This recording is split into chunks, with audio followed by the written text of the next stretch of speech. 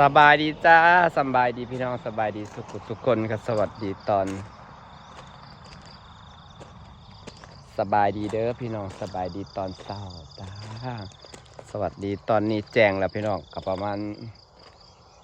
ตีห้าครึ่งตะวันของไส้ไก่เขาเอาผ้าคลุมไว้เมื่อคืนนี่พี่น้องเป็นยังจะเอาผ้าคลุมไว้ผ้ามันกับพื้นใหญ่ดีเนาะญาติฝนตกแห้งกว่าลมมาวู่มาแบบฝนแห้งเพราะว่านางญาติมันเจือนเห็นปักงานแล้วเจือนมันสิเสียรูปเสียร่างนะครับพี่น้องเนาะย่านกันเลยเอาผ้าปกไว้เอาผ้าแบบว่าปกไว้กันดีกว่าแก่แต่สุดท้ายฝนก็ตกอยู่แต่ว่ากระตกบ่แห้งพี่น้องย่านได้ว่าเห็ดงามๆแล้วมันสิเจือนเนาะก็เลยได้เอาผ้ามาคลุมไว้เอาผ้าคลุมไว้พี่น้องฝนสิมีกว่าเนาะระแวงฝนตกพี่น้องย่านฝนตกห้ำเสร็จงานแล้วฝนตกห้ำก็บ่ไหวแล้วพี่น้องเนาะเราจะปูจากมุมไหนก่อน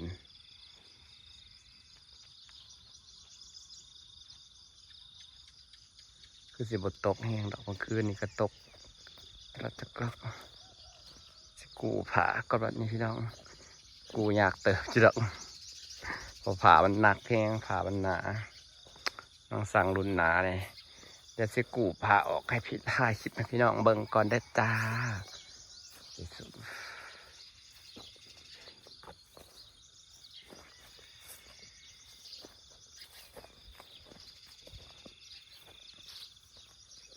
เราแวงพี่น้องไว้เมื่อคืนนี่ทั้งพอฝนมันมามาบัดหนึ่งแล้วก็โอ้ตายแล้วกระตกมันเจือนเพราะว่าถ้าน้ำไหลลงค่อยๆยังเจือนแบบเป็นดินทรายเปื่อยรวบๆเขาเลย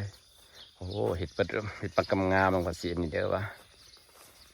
ส่วนค่าจ้างค่าเจ้าบ่มีFCถามมาหลายว่าค่าจ้างเท่าใดพันล่าค่าจ้างขุดคลองนี่สร้างเขตงามแถม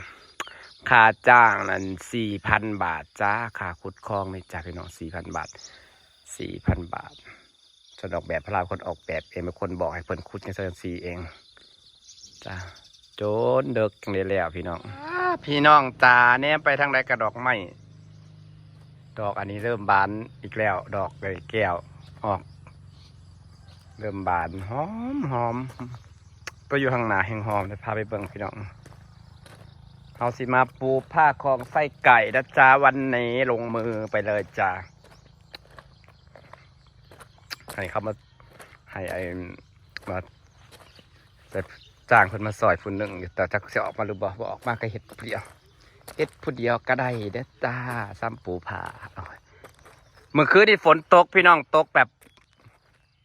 กระบอกแห้งแต่ถือว่ากระเห็ดให้ต้นไม้เขาสดชื่นเลยเนาะแต่ตอนนี้ก็คึมอยู่ตกปลุเป็นคึมแต่เขาก็ต้องรีบปูผ้าให้มันเสร็จเพราะเขากลัวฝนตกนะกาดิจ้าตื่นแต่เช้าเลยมื้อนี้พี่น้องตื่นตี 5ตื่นมาปูผ้าให้มันแล้วไว้มางานละเอียดเนี่ยตัวปูผ้าเฮ็ดผู้เดียวก็ได้ต้นไม้ข่อยมันได้น้ำมันเขียวพี่น้องเขียวแท้เขียวว่าเขียวงามเขียวกระจีนะครับโอ้ยกระแพงต้นไม้กำลังแตกยอดรอบนี้ยันโอ้พี่น้องมันมาเขามีผ่าแล้วเขากระสีปูผ้าคลองไส้ไก่เสร็จนะคะนั่งกระสีปูหินต่ออีกพอหินมันบ่อนน้ายังหลายอยู่หลดเกี่ยวแล้วมันพึ่งออกน้าหลายกระหลดเจือกนางสิไปตักยอมเอาบ่อนที่มันหนาที่มันเขาปูนาโพดนะมาย้ายนี่ให้มันสุดให้มันได้แบบพี่น้องย้ายมันสุดไม่ได้แบบย้ายสุดหดหัวพวกให้มันได้แบบว่าเฮากระทมดินจนได้แบบเลยเด้งามหมดพี่น้องว้ายดีใจจังเลยออกยอดแล้วต้นไม้ออกยอดก็ดีใจตัวพี่น้องโอ้ยลืมให้เบิ่งเมื่อวานนี้บ่ได้ถ่ายคลิปให้เบิ่งยุ่งนักการเห็ดคล้องเสกไก่เนาะพี่น้องคล้องเสกไก่ก็งามเห็ดแล้วแหละก็พี่น้องเลขเก่าพวกเลขเก่าแบบนี่เลขเก้าเป็นชีวิตชีวาเลยนะคะ เด็กเก่าเฮาพี่น้องเมื่อวานได้นั่งนี่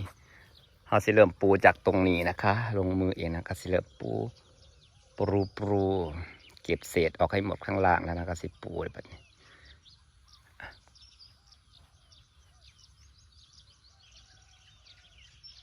จกไว้เสร็จว่า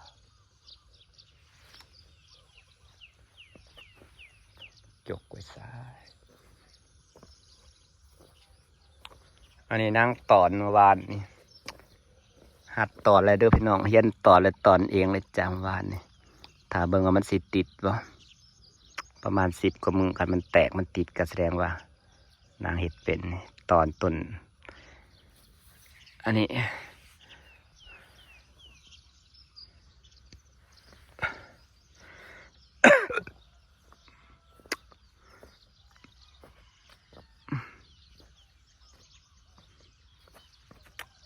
เอาถุงมือมาก่อน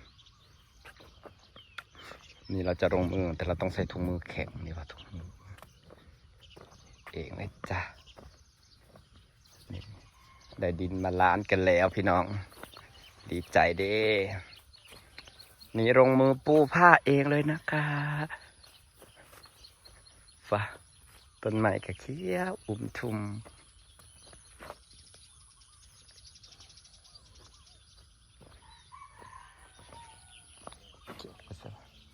ใส่ถุงมือแล้วก็สีลุยงานนะจ๊ะพี่น้องนี่ทายพี่น้องเบิ้งซ้ำนี่แหละพี่น้องน้องสีไร่หูไร่ตาโอ้แนมไปก็เห็นต้นไม้สีเขียวครับพี่น้องสามันสีขาวกันเห็นน้ำในคลองใส่เขียวบัดเฮาเห็ดแล้วเนาะน้ำในคลองเขียวแล้วก็เห็นน้ำในคลองขาวๆสวยๆงามๆไปใส่เห็นปลาลอยแล้วก็เห็นต้นไม้เขียวๆรอบแพงต้นไม้สันในกับกำลังเริ่มงามแล้วพี่น้องสูงประมาณสัมไม้พุ่มอันนั้นกสิตัดแล้วแบบเอาวิวสำหรับพวกหมักท่านนี่กสิตอนให้เบิดปูผาแล้วจะสิตอนไปแล้ว2 ต้นเรียนวิธีตอนเรียนวิธีซ้ำใส่เกาหลีที่จะปลูกเพิ่มฝั่งนั่นกะสีซ้ำเองครับบริซื้อกะสิปลูกชุดผู้แหละปลูกชุดจนหอดกลุ่มแล้วเขาทมดินเลยเด้ให้มันงานมันบาลานซ์กันให้มันเข้ากันเนาะแต่ว่าสีซ้ำเอาซื้อกะตะกอนกับซื้อเบียร์เนี่ยถึงจะเป็นเบียร์น้อยกับสร้างเลยมันใส่หลายจำนวนหลายนะกระเบิดหลายบาทเติบแต่พี่น้อง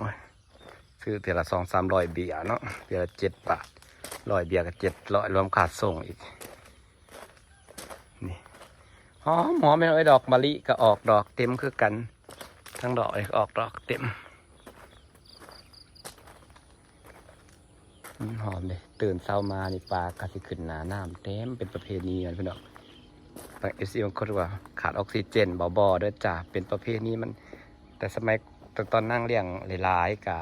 ตื่นเช้ามาปลาจะขึ้นเล่นหนาน้ำเต็มปลาเฮายางมามันก็สิ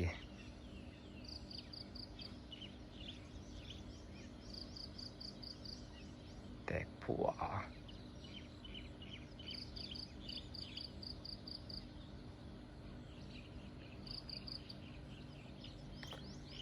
จะฝากบรรยากาศไว้สักนิดละพี่น้อง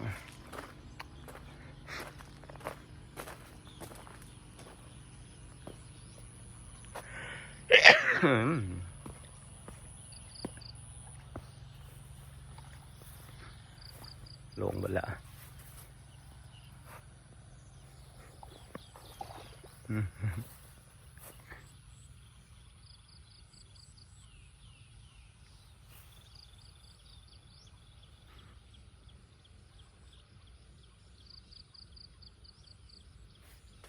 น้ำมันหน่อยเนาะโซลาร์เซลล์กับบ่เฮียงพอฝนบางวันได้มาพี่น้องจ้าสีฝากบรรยากาศไว้สมีเด้อพี่น้องขอบคุณเด้อจ้าขอบคุณทุกๆกำลังใจเด้อจ้า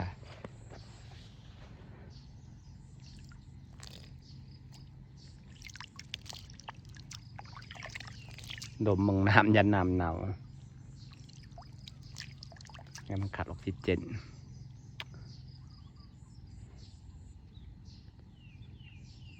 มันหน่อยปลามันหลายพี่น้องฝากมัน